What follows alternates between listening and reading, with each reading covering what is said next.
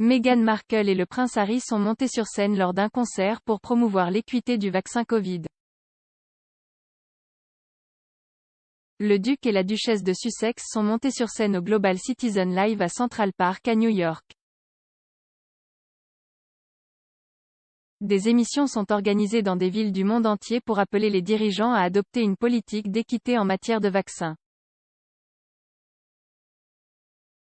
Meghan avait l'air glamour dans une robe blanche et des talons aiguilles noirs, tandis que Harry était élégant dans un costume et une chemise. Le couple, qui a quitté ses fonctions royales l'année dernière pour une nouvelle vie en Californie, s'est tenu la main alors qu'il se tenait sur scène et s'adressait à la foule. À un moment donné, Harry passa son bras autour de Meghan alors qu'ils souriaient tous les deux.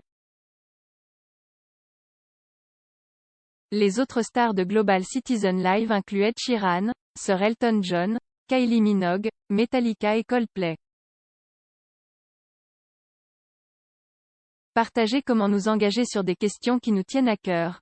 L'action climatique, est l'autonomisation économique des femmes, le bien-être mental, l'engagement des jeunes et l'équité en matière de vaccins. La visite de Harry et Meghan à New York est leur première apparition publique ensemble depuis la naissance de leur fille Lilibet en juin, et leur premier grand voyage public après le Brexit.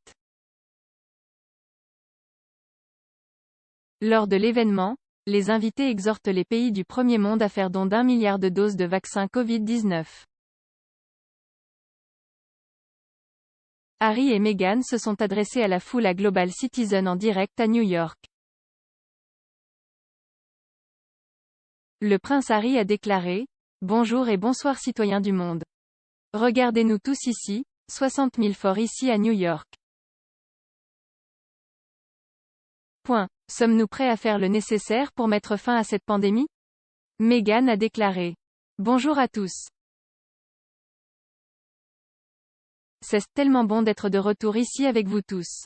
Nous savons que nous avons l'impression que cette pandémie dure depuis toujours. Nous comprenons. C'est beaucoup. Et certaines personnes en sont à peine dépassées. Mais si tout le monde en a fini avec ça, ce ne sera jamais fini. Il y a tellement de choses que nous pouvons faire aujourd'hui, maintenant, qui peuvent nous rapprocher de la fin de la pandémie et c'est pourquoi nous sommes tous ici.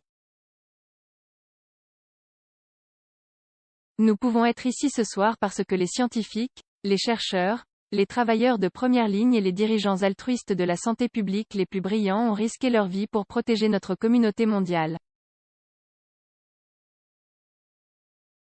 Ce sont nos héros humanitaires. Harry a déclaré, depuis le début de cette pandémie, nous avons discuté avec des experts de la façon dont nous pouvons faire notre part. Cette semaine, nous nous sommes assis avec des dirigeants indépendants de la santé mondiale pour mieux comprendre comment nous nous rapprochons de l'équité vaccinale et mettons fin à cette crise sanitaire. Mais nous luttons plus que ce virus seul. C'est une bataille de désinformation, de bureaucratie, de manque de transparence et de manque d'accès. Il s'agit avant tout d'une crise des droits humains. Meghan a ajouté. Chaque personne sur cette planète a le droit fondamental de recevoir ce vaccin. C'est un point mais cela ne se produit pas. Et tandis que dans ce pays et bien d'autres, vous pouvez aller presque n'importe où et vous faire vacciner, des milliards de personnes dans le monde ne peut pas. Cette année, le monde est censé atteindre l'objectif de vacciner 70% des personnes dans chaque pays, mais il est faux qu'une telle quantité de vaccins ne soit allée jusqu'à présent 10 pays riches et pas à tout le monde, c'est juste pas d'accord. Le prince Harry a ajouté, nous avons ce dont nous avons besoin pour vacciner le monde, mais les experts nous ont dit que voici ce qui nous gêne. Ils ont déclaré que de nombreux pays sont prêts à produire des vaccins chez eux mais qu'ils n'y sont pas autorisés car les sociétés pharmaceutiques ultra riches ne partagent pas les recettes pour les fabriquer. Ces pays ont les moyens, la capacité et les travailleurs de se lancer dans la fabrication. Tout ce qu'ils attendent, c'est que la propriété intellectuelle du vaccin soit abandonnée et que la technologie du vaccin soit transférée. Et au fait, beaucoup de ces vaccins ont été financés par des fonds publics, ce sont vos vaccins. Vous avez payé pour eux. Meghan a poursuivi. Et lorsque nous considérons cela comme une crise humanitaire, ce qui est le cas, le contrôle d'un vaccin qui peut aider à sauver des vies ne devrait pas être uniquement entre les mains de quelques chanceux. Le prince a déclaré, les experts nous ont également dit que les doses sont achetées et stockées par des pays riches et envoyées plus tard dans des pays en développement, souvent lorsqu'elles sont proches de leur expiration, lorsqu'il est déjà trop tard. Les engagements de partage de doses sont si importants et appréciés, mais cela ne peut pas être qu'une opération caritative, c'est une question fondamentale de droits humains. Meghan a conclu. Et enfin, dans nos conversations, ces experts ont partagé que la façon dont le vaccin est distribué et à qui il est distribué devrait être laissé à des organisations internationales indépendantes qui savent exactement où les doses sont le plus nécessaires. Pensez simplement aux millions de vaccins qui ont cessé comme jeter des gilets de sauvetage lorsque ceux qui vous entourent se noient. Le prince Harry a ajouté. Alors, où cela nous mène-t-il? Ma femme et moi pensons que l'endroit où vous êtes né ne devrait pas dicter votre capacité à survivre. La duchesse de Sussex a déclaré, surtout lorsque les traitements existent pour vous protéger. Harry a dit. Alors, citoyens du monde, nous vous demandons ce soir. Pensez-vous que nous devrions commencer à considérer l'accès au vaccin comme un droit humain fondamental? Merci.